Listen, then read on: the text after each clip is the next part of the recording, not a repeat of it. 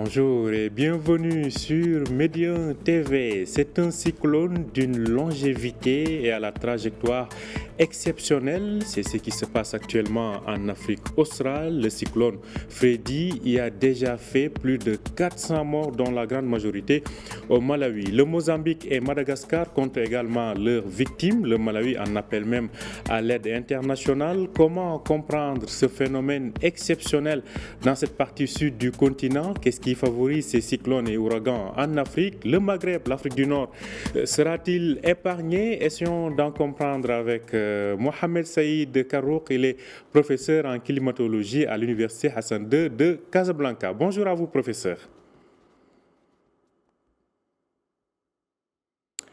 Professeur, vous m'entendez? Alors, il me semble qu'on a quelques soucis de liaison avec le professeur Mohamed Saïd Karouk, qui, je le rappelle, est climatologue. En tout cas, on parle de ce phénomène météorologique exceptionnel. C'est ce cyclone Freddy qui frappe depuis 2 semaines l'Afrique australe.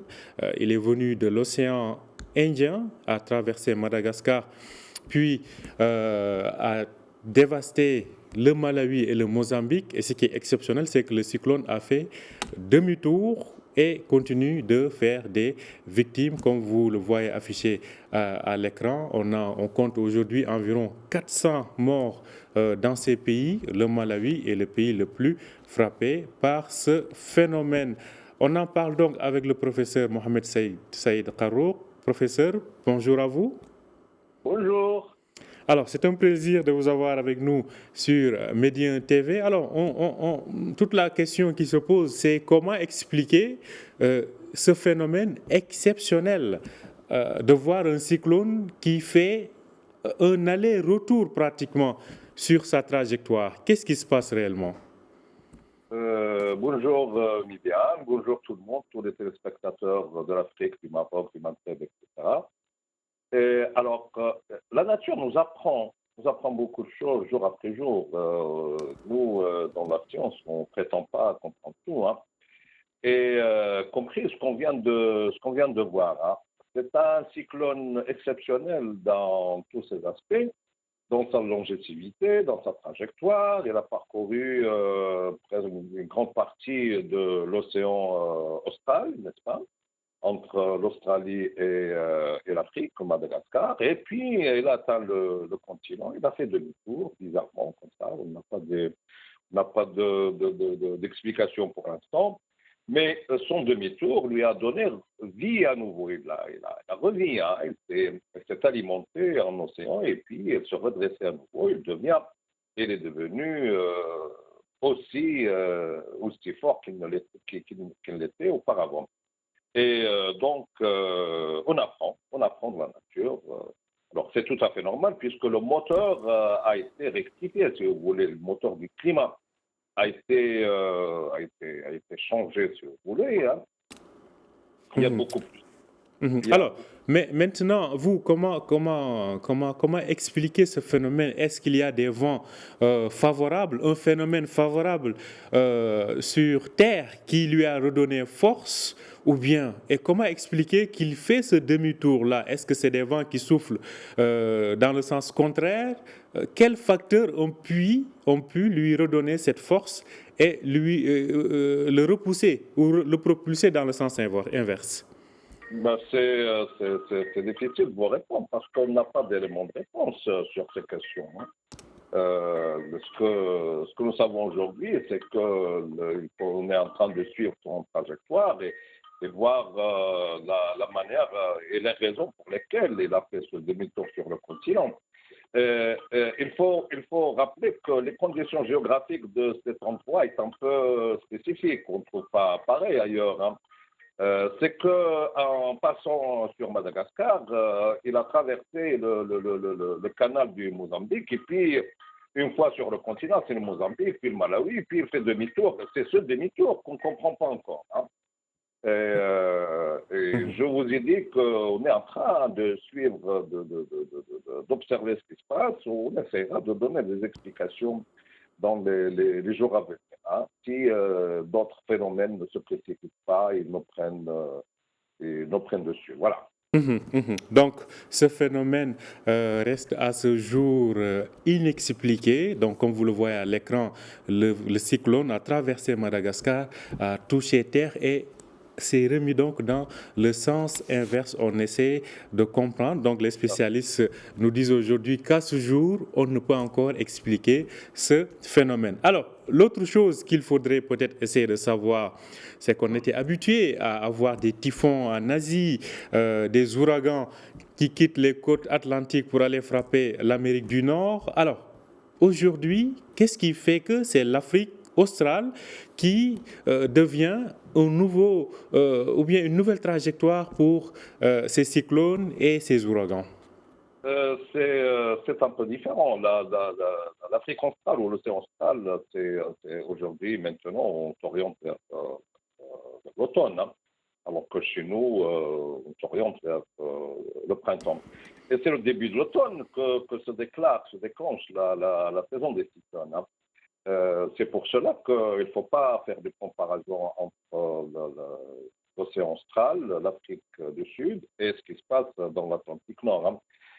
Pour plusieurs raisons. Tout d'abord, le temps n'est pas le même, hein. C'est le début de saison d'automne que se déclenche la saison des cyclones. C'est le cas dans l'océan austral. En même temps, l'océan au sud austral est plus large que celui de l'Atlantique. Et donc, l'énergie véhiculée est immense et beaucoup plus importante que celle de l'Atlantique. On sait que l'Atlantique a une énergie quand même très, très importante, qui donne des cyclones très féroces, tels que la Katrina en 2005, tels que d'autres qui ont suivi. Et le réchauffement climatique a amené pour quelque chose, pour cette férocité des cyclones.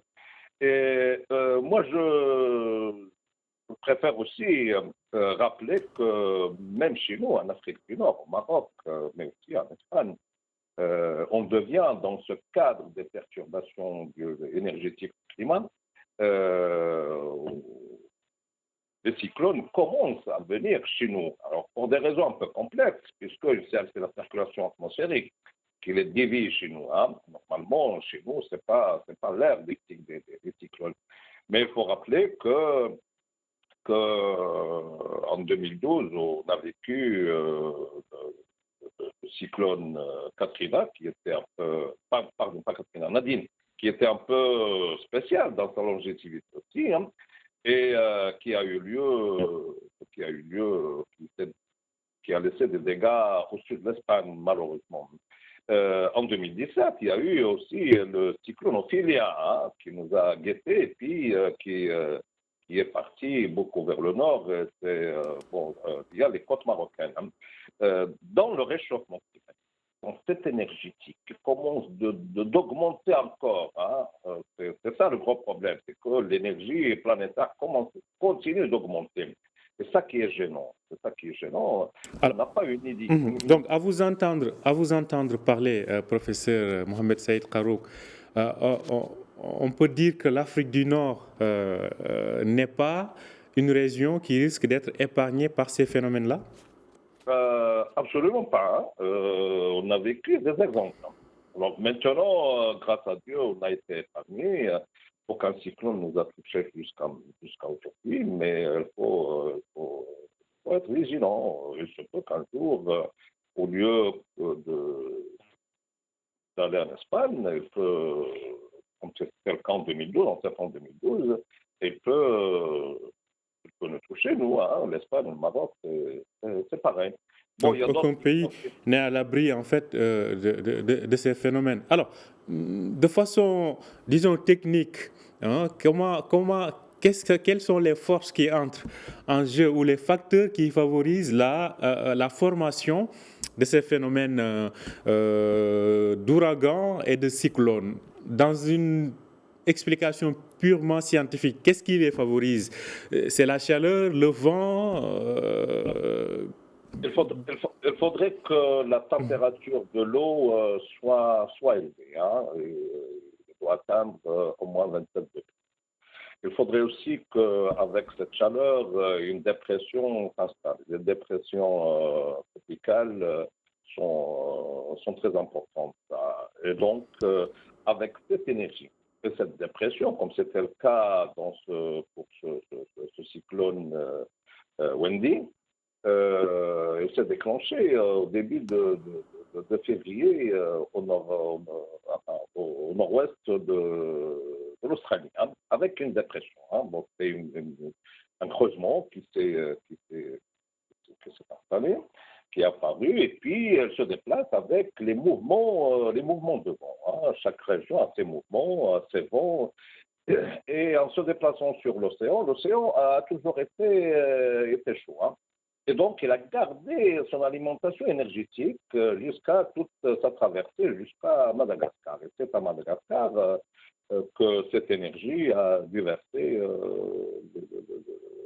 l'humidité qu'il y avait dans l'atmosphère, mais aussi a touché les effets du vent avec la rugosité de l'île Madagascar. Et il continue, il s'alimente à nouveau au niveau du canal de Mozambique. Hein. C'est un océan un bassin canal qui est toujours chaud. Et en se dirigeant vers le Mozambique, vers le continent, ça, à nouveau, il a donné ses effets. Et de retour, il se réalimente à nouveau au canal de Mozambique et puis il change de direction et revient vers le continent. Et là, il va directement au Malawi. C'est là qu'il y a eu la catastrophe parce qu'il y avait déjà une énergie spécifique de ce cyclone, mais le canal de Mozambique lui a donné encore plus d'énergie, ce qui fait qu'il est devenu un cyclone très, très féroce, très, très puissant. Et jusqu'à aujourd'hui, il est considéré comme étant le cyclone le plus vieux, si vous voulez, hein, qui a la plus longue longévité depuis qu'on a commencé à suivre le cyclone. Donc un cyclone qui traverse tout l'océan Indien, donc ça en dit long sur en tout cas sa durée de vie. Et là, malheureusement, ça touche, en tout cas, affecte profondément ces régions d'Afrique australe. Alors, comme vous le disiez tout à l'heure, aucune région pratiquement n'est impactée à cause du réchauffement climatique. Justement, parlons des aspects environnementaux. Est-ce que ce que l'on est en train d'observer comme réchauffement climatique est lié à ces catastrophes naturelles qui se multiplient à travers le monde et dont les impacts sont devenus extrêmement pesants à travers les pays? On l'a vu récemment en Turquie avec ces tremblements de terre qui continuent jusqu'à présent, les catastrophes naturelles liées aux incendies pendant la période estivale. Est-ce que tout ceci est lié au réchauffement climatique, in fine, à l'action de l'homme?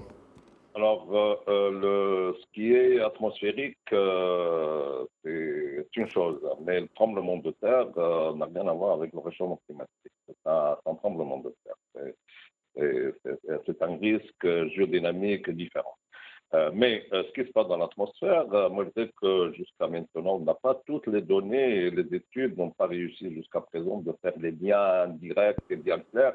Théoriquement, tant que l'énergie atmosphérique est importante, les événements sont importants. Et ça, c'est tout à fait normal. Aujourd'hui, nous observons une chose, et ça c'est une réalité aussi, que ce réchauffement planétaire, il continue d'augmenter. Et c'est ça qui inquiète réellement. Ce n'est pas le réchauffement en lui-même, mais c'est un réchauffement qui n'est pas stable.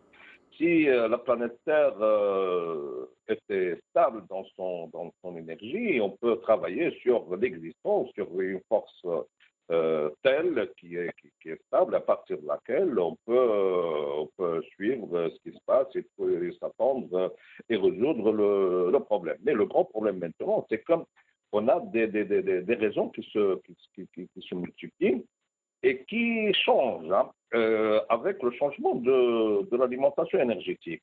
Et à partir de là, principalement sur les terres, mais aussi là où il y a une grande concentration d'habitants, les effets sont énormes et on a beaucoup de mal à se préparer pour les gérer puisque les infrastructures que nous avons, ce sont des infrastructures lourdes qui sont en cumul depuis le 19e et le 20e siècle. Et aujourd'hui, ces infrastructures sont dépassées, il faut les réhabiliter. Mhm. Alors, la réhabilitation infrastructure n'est pas une chose qui est simple, hein, et on peut bâtir à nouveau, mais restaurer et réhabiliter l'existant, c'est quelque chose de beaucoup plus compliqué et beaucoup plus dur, hein. Et en attendant, il y a des dégâts. Il y a des dégâts puisque des personnes, des individus et leurs biens deviennent très faibles puisqu'il n'y a plus de protection. Les infrastructures ne protègent plus des individus et à partir de là, on devient très très faible et dépassé par des évolutions très rapides qui s'enchaînent les unes après les autres.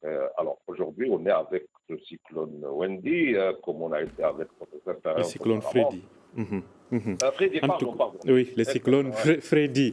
En tout Ouais, ouais, cas, merci ouais. beaucoup pour vos éclairages, Merci. professeur Mohamed Saïd Karouk. Je rappelle que vous êtes donc professeur en climatologie à l'Université Hassan II de Casablanca. Merci C'est pour bien tous ça. vos éclairages. C'est moi qui vous remercie. Merci à vous aussi de nous avoir suivis. Je rappelle que vous pouvez retrouver cet entretien sur notre site www.medianews.com. Bonne journée, bonne suite de programme sur Média TV.